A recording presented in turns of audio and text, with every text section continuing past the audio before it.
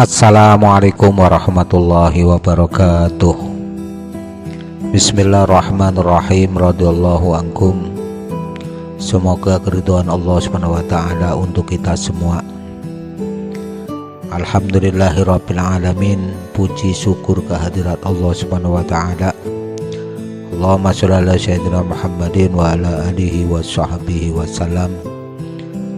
Dan sholawat kepada beliau baginda Nabi Agung Nabi Muhammad Sallallahu Alaihi Wasallam beserta keluarga, para sahabatnya dan tabi'ina lahum bihsan ila yaumiddin. Para sahabatku dimanapun antum berada, yang saya hormati, yang saya cintai dan yang saya muliakan, alhamdulillah kita bisa berjumpa kembali dalam rangka belajar bersama deres kitab. Kali ini yang kita bahas adalah kitab Ta'lim Mubtadi'in, meneruskan pembahasan yang sudah lampau. Ini menginjak pembahasan sifat wujud ya. Bismillahirrahmanirrahim. Qala mu'allifu rahimallahu ta'ala wa nafa'ana bihi wa ulumihi wa wadrana amin amin ya rabbal alamin. Bismillahirrahmanirrahim.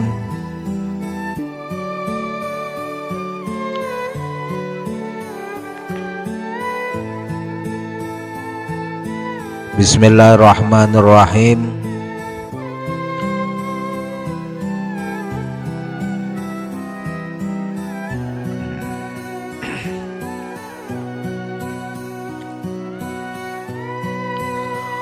Bismillahirrahmanirrahim. Utawi setengah saking piro-piro sifat kang wajib ing dzate Allah iku 20. Lan utawi setengah saking piro-piro sifat kang muhal ando saking dzate Allah iku 20 malih.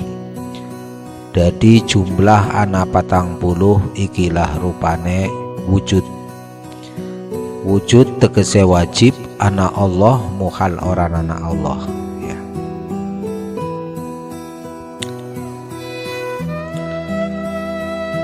Kita kali ini membahas sifat wujud ya. Wa ma sifatul wajibatu fi dzatillahi ta'ala fahiya isruna sifat. Adapun sifat-sifat yang wajib bagi zat Allah Ta'ala itu berjumlah 20 sifat. Wa sifatul muhalatu ala Allah Ta'ala isruna sifatan aidon. Dan sifat-sifat yang mustahil bagi Allah Ta'ala juga berjumlah 20. Fayakunul majmu'u arba'ina sifatan, maka jumlah keseluruhannya menjadi 40 sifat. Wa awwaluha sifatul wujud, inilah urutannya. Yang pertama adalah sifat wujud. Wahia subutu dzatillahi ta'ala wa muhaluhal adam. Maknanya ialah Allah itu pasti ada, muhal adam. Ai istihalatu an la yakunallahu ta'ala maujudan. Lawan dari wujud adalah adam. Adam itu tidak ada. Dan mustahil Allah itu tidak ada.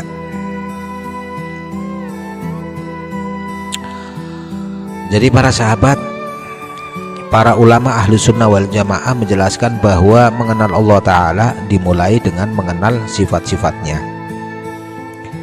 Di antara sifat-sifat tersebut ada yang wajib, yaitu sifat yang pasti dimiliki oleh Allah Ta'ala, yang netap kepada zatnya Allah Ta'ala.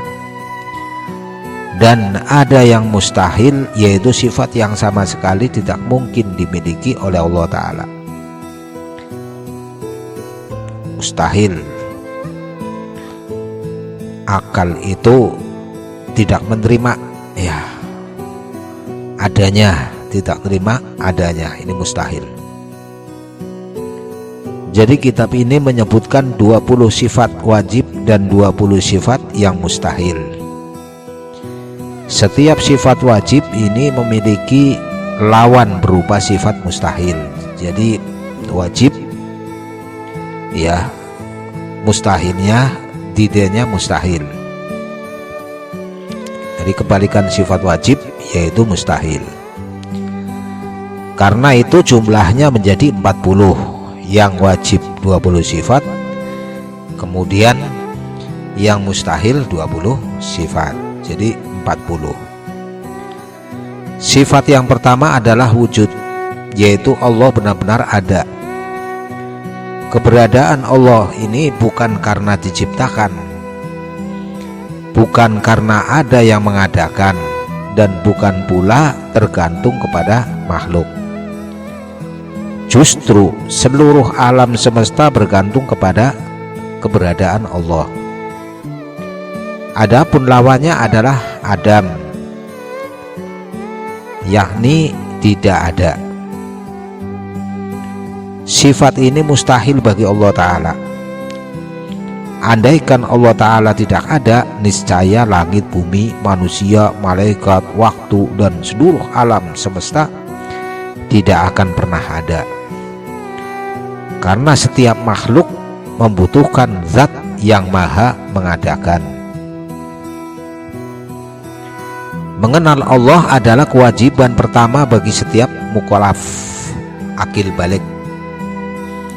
Sifat wujud menjadi dasar seluruh pembahasan sifat-sifat Allah.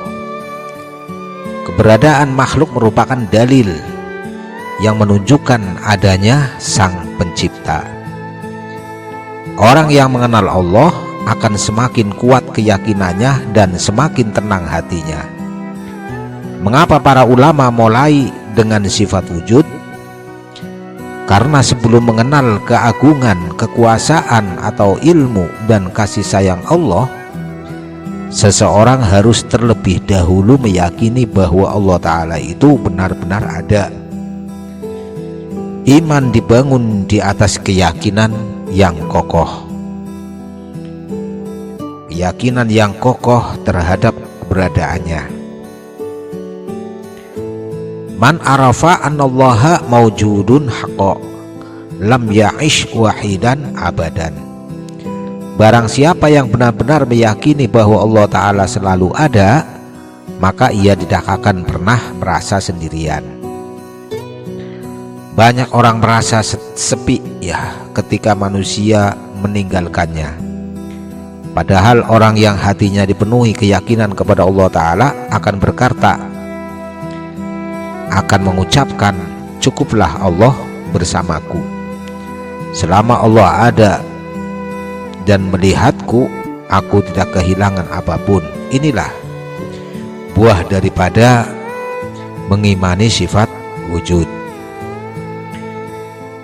Lihatlah matahari yang terbit tanpa terlambat, bulan yang beredar tanpa bertabrakan, hujan yang turun menyuburkan bumi, serta jantung manusia yang berdetak siang dan malam. Maka semua itu adalah tanda-tanda adanya Allah yang maha mengatur. Sebagaimana ada bangunan menunjukkan adanya yang membangun, maka adanya alam semesta menunjukkan adanya Sang Pencipta. Orang yang yakin kepada sifat wujud, maka akan rajin beribadah walaupun sendirian, menjauhi maksiat walaupun tidak ada manusia yang melihat. Kemudian sabar ketika diuji karena yakin Allah mengetahui keadaannya. Terus bersyukur ketika mendapat nikmat karena sadar semuanya berasal dari Allah Subhanahu wa Ta'ala. Segala sesuatu yang ada pasti membutuhkan sebab. Namun jika setiap sebab juga membutuhkan sebab tanpa akhir, maka tidak akan pernah ada sesuatu yang benar-benar ada. Karena itu harus ada zat yang keberadaannya tidak tergantung kepada siapapun. Dialah Allah Ta'ala yang maha ada dengan sendirinya dan menjadi sebab adanya seluruh makhluk. Jadi para sahabat, setiap wujud yang baru, ya artinya wujud yang diciptakan itu semua butuh sabab. Maka yang menciptakan kalau memang butuh sabab berarti menjadi butuh lagi, maka statusnya makhluk. Maka yang menciptakan ini wajib tidak membutuhkan siapapun, baik sabab maupun yang lain-lainnya. Jadi jangan memahami bahwa keberadaan Allah sama seperti keberadaan makhluk. Makhluk ada karena diciptakan, sedangkan Allah ada tanpa permulaan, kemudian tanpa pencipta, tanpa bergantung kepada apapun. Maka tidak boleh menyerupakan Allah dengan makhluknya. Berbahagialah orang yang belajar akidah dengan ikhlas. Setiap keyakinannya kepada Allah bertambah, semakin kuat pula ibadahnya, semakin tenang hatinya, dan semakin dekat ia kepada ridho Allah Ta'ala. Para sahabat rahimakumullah, pada majelis kali ini kita memulai pembahasan 20 sifat wajib dan 20 sifat yang mustahil bagi Allah Ta'ala. Sifat pertama adalah wujud. Allah wajib bersifatan wujud, yaitu Allah pasti ada, sedangkan lawannya adalah adam, yaitu tidak ada. Dan sifat itu mustahil bagi Allah Ta'ala, ya. Jadi kebalikan daripada sifat wujud, adam, dan adam ini artinya tidak ada, dan adam ini suatu sifat yang mustahil bagi Allah Ta'ala. Semoga Allah Ta'ala mengukuhkan akidah kita di atas manhaj Ahlus Sunnah wal Jamaah, kemudian memberikan kita ilmu yang bermanfaat, hati yang dipenuhi keyakinan, dan wafatkan kita dalam keadaan membawa iman yang sempurna. Allahumma amin ya rabbal alamin. Wa dalilu ala wujubi sifatil wujudi lillahi ta'ala huwa hudusu hadal alam. Adapun yang menunjukkan wajibnya sifat wujud bagi zat Allah Ta'ala adalah yaitu adanya alam semesta yang bersifat baru. Baru di sini sesuatu yang diciptakan, ya. Jadi alam semesta ini baru, sesuatu yang diciptakan. Ini namanya baru. Awalnya tidak ada menjadi ada. Ardu was samawatu wa jami'u fihima, yakni bumi, langit, dan seluruh isinya, isi keduanya, bumi, langit serta saisinya, ya. Lianna kulla hadisi la budalahu min muhdisi wa huwa Allah Ta'ala. Karena setiap sesuatu yang baru artinya diciptakan, pasti ada yang menciptakannya. Pencipta itu adalah Allah Ta'ala. Para sahabat rahimakumullah, setelah kita menjelaskan bahwa Allah Ta'ala memiliki sifat wujud, artinya yang maha ada, maka mu'aliful kitab menerangkan dalil atau bukti yang menunjukkan wajibnya sifat tersebut. Dalil yang dipakai adalah hudusul alam, artinya baru atau diciptakannya alam semesta. Yang dimaksud alam adalah seluruh selain Allah. meliputi langit, bumi, manusia, malaikat, hewan, tumbuh-tumbuhan, lautan, gunung, bintang, bahkan waktu yang kita rasakan, sinar, hawa, ya macam-macam ya. Disimpulkan seisinya.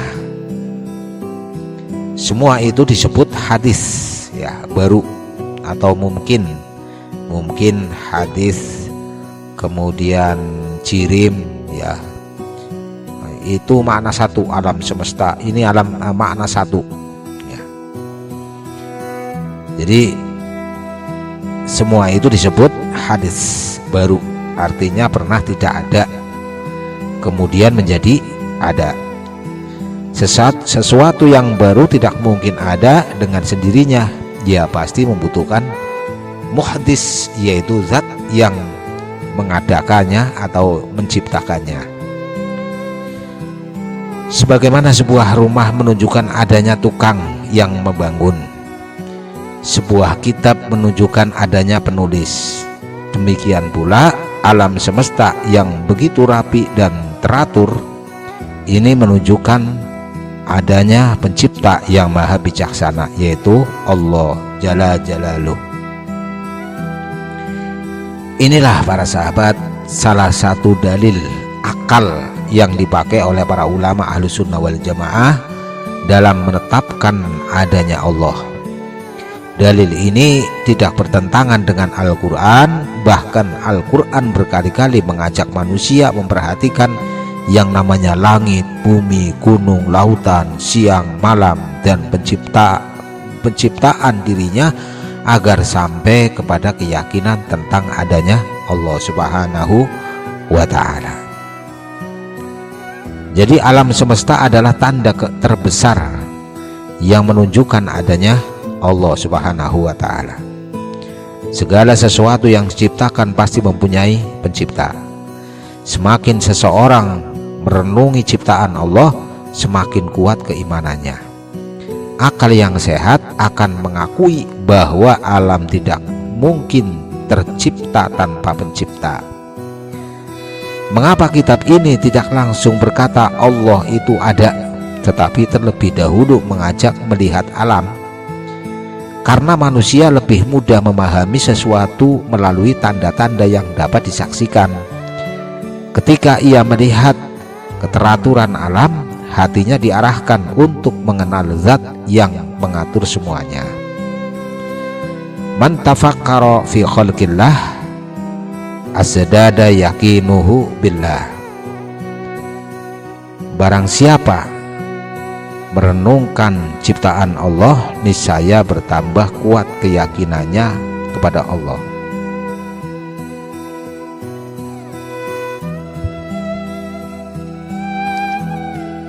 Orang yang beriman tidak hanya memandang langit sebagai hamparan yang indah atau hujan sebagai peristiwa alam semesta.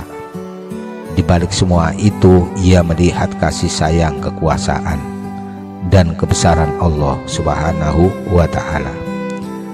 Karena itu, setiap kali melihat matahari terbit, mendengar burung berkicau, atau merasakan angin berembus, hatinya semakin mengenal Robnya. Renungkanlah sebutir benih yang tumbuh menjadi pohon besar. Siapakah yang memberi kehidupan kepadanya? Renungkan bayi yang berkembang di dalam rahim, pergantian siang dan malam, serta bintang-bintang yang tetap berada pada garis edarnya. Semua itu bukan terjadi tanpa tujuan. Semuanya menjadi ayat-ayat Allah yang mengajak manusia mengenal penciptanya. Orang yang memahami pelajaran ini akan membiasakan diri bertafakur atau ciptaan Allah, atas ciptaan Allah, dan semakin bersyukur atas nikmat yang diberikannya.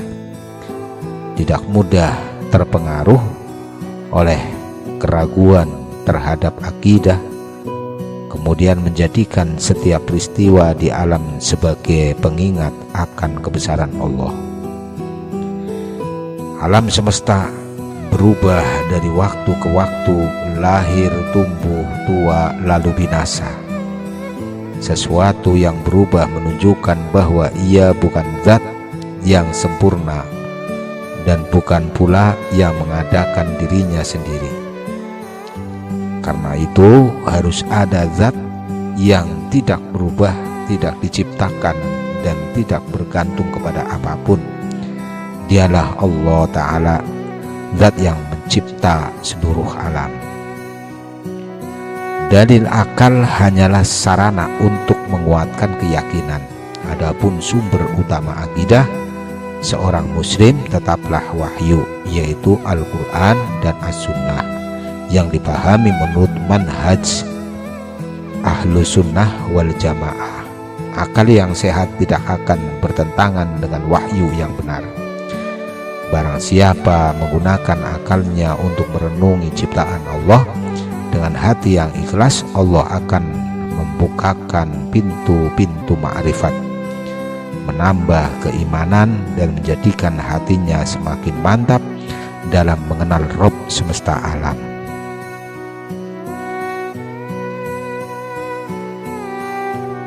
Para sahabat rahimakumullah, pada majelis ini kita mempelajari dalil sifat wujud, yaitu adanya alam semesta yang bersifat hadis, artinya baru diciptakan. Karena setiap yang baru pasti ada yang mengadakan, maka adanya langit, bumi dan seluruh isinya menjadi bukti adanya Allah Ta'ala sebagai Al-Khaliq, Maha Pencipta. Amma dalilu wujudillahi ta'ala fahudusul alam, la'alamu ajramun wa aradun.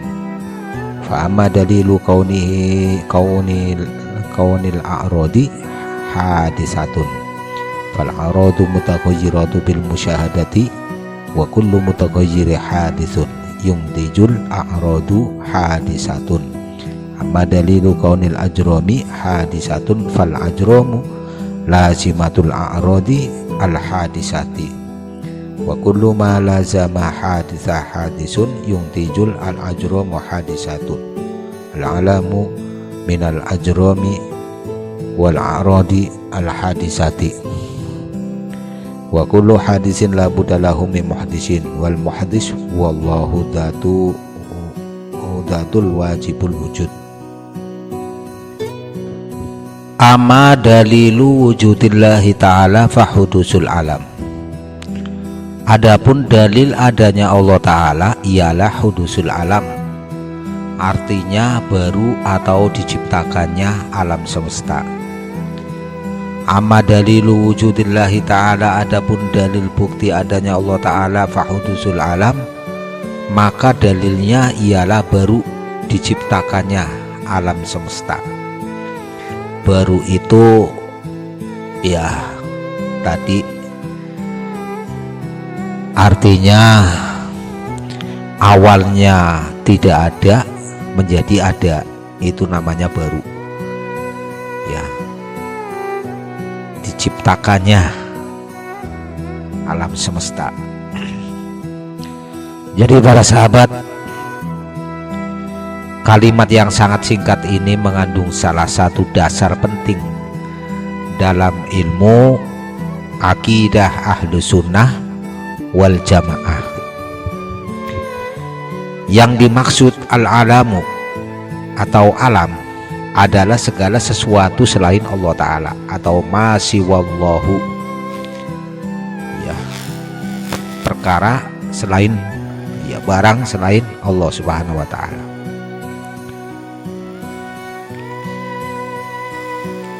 Seperti apa? Langit, bumi, matahari, bulan, manusia, malaikat, jin, hewan, tumbuhan, kemudian lautan, gunung, bahkan waktu dan seluruh makhluk, semua itu disebut hadis atau baru ya, mungkinat ya, hadisat, hadis ya, kemudian alam, hudus, jirim, ini makna satu. Jadi yang dinamakan hadis di sini baru. Awalnya tidak ada menjadi ada, yaitu sebelumnya tidak ada kemudian menjadi ada. Sesuatu yang baru tidak mungkin menciptakan dirinya sendiri, tidak mungkin, dan tidak mungkin pula muncul tanpa sebab. Oleh karena itu pasti ada zat yang maha mengadakan atau yang menciptakan, yaitu Allah Ta'ala. Inilah para sahabat yang dinamakan dalil hudusul alam, yaitu dalil yang menunjukkan bahwa karena alam ini diciptakan, maka pasti ada pencipta yang maha ada dan maha kuasa, yaitu Allah Ta'ala. Allah Ta'ala berfirman di dalam Al-Quranul Karim, am khuliqu min ghairi syai'in am humul khaliqun. Apakah mereka diciptakan tanpa sesuatu, ataukah mereka yang menciptakan diri mereka sendiri? Ini suatu teguran, ya, teguran, pertanyaan dari Allah Subhanahu wa Ta'ala di dalam Al-Quran surat At-Tur, ya, ayat 35. Am khuliqu min ghairi syai'in am humul khaliqun. Ayat ini mengajarkan bahwa manusia tidak mungkin ada tanpa pencipta, dan mustahil pula menciptakan dirinya sendiri. Jadi para sahabat, alam semesta merupakan bukti nyata adanya Allah. Semua makhluk mempunyai permulaan, sedangkan Allah tidak mempunyai permulaan. Orang yang berpikir dengan akal yang sehat akan sampai kepada keyakinan adanya Sang Pencipta. Semakin mengenal ciptaan Allah, semakin pula bertambah keimanannya kepada Allah Subhanahu wa Ta'ala. Jadi para ulama memulai pembahasan akidah dengan dalil yang dapat disaksikan oleh semua manusia. Setiap hari manusia melihat matahari terbit, kemudian melihat hujan turun, tumbuh-tumbuhan, bayi yang lahir, dan manusia yang meninggal dunia. Semua perubahan itu menunjukkan bahwa alam ini tidak bersifat azali, karena ia berubah, a'rod, ya, berarti ia diciptakan. Dan setiap yang diciptakan pasti mempunyai pencipta. Man arafal khalqa arafal khaliqa. Barang siapa mengenal ciptaan, niscaya ia akan mengenal Sang Pencipta. Para sahabat, sesungguhnya hati yang hidup akan melihat kebesaran Allah pada setiap ciptaan. Ketika melihat langit yang luas, ia mengingat keagungan Allah Subhanahu wa Ta'ala. Ketika melihat hujan, ia mengingat rahmat Allah. Ketika melihat dirinya sendiri pun, ia menyadari betapa lemahnya manusia dan betapa agungnya Rob yang menciptakannya. Coba para sahabat kita renungkan, jika sebuah jam tangan, ya, yang sederhana ini saja pasti ada yang membuatnya, bagaimana mungkin alam semesta yang jauh lebih sempurna dengan matahari, bulan, bintang, gunung, lautan, dan kehidupan yang begitu teratur dikatakan ada tanpa pencipta? Semakin dalam seseorang bertafakur, semakin kuat keyakinannya kepada Allah Ta'ala. Tidak mungkin sesuatu yang wujudnya asalnya tidak ada menjadi ada itu tanpa ada yang menciptakan. Ini mustahil. Pastilah adanya tersebut menunjukkan ada Sang Pencipta. Jadi amalkan pelajaran ini para sahabat dengan cara membiasakan bertafakur terhadap ciptaan Allah, menambah rasa syukur atas nikmatnya, kemudian tidak mudah terpengaruh oleh keraguan yang melemahkan yang namanya iman, menjadikan setiap keindahan alam sebagai sarana mendekat kepada Allah Subhanahu wa Ta'ala.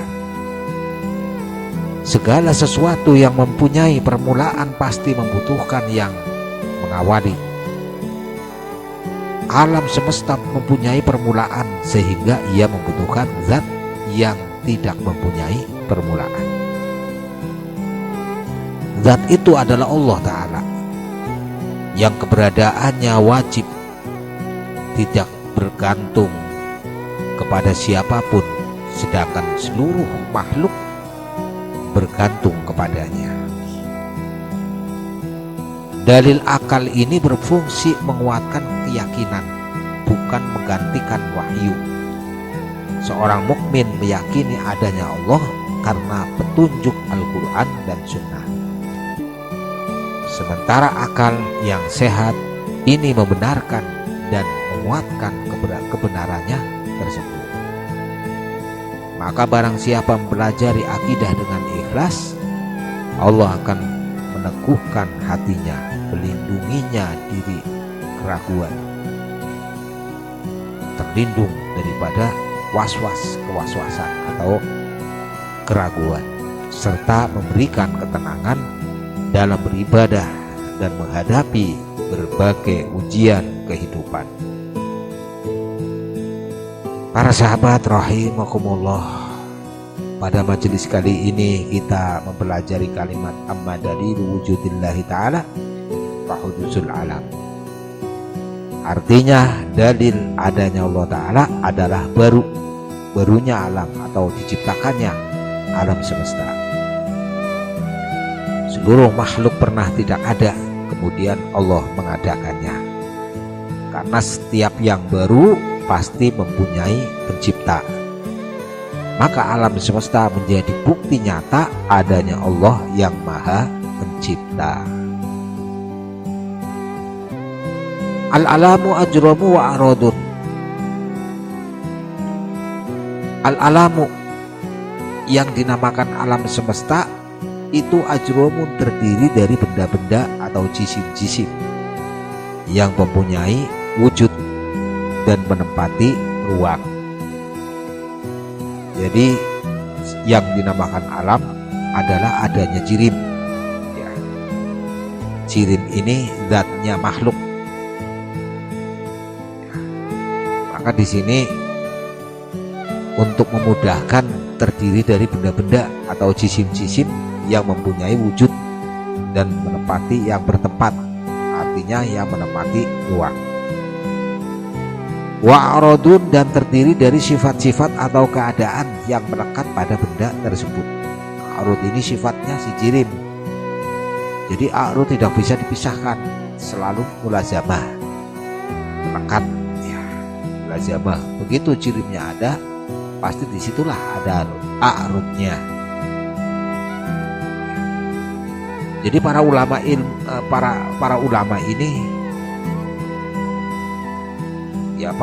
ilmu kalam ini menjelaskan bahwa al-alamu adalah segala sesuatu selain Allah Ta'ala. Alam itu terbagi menjadi dua bagian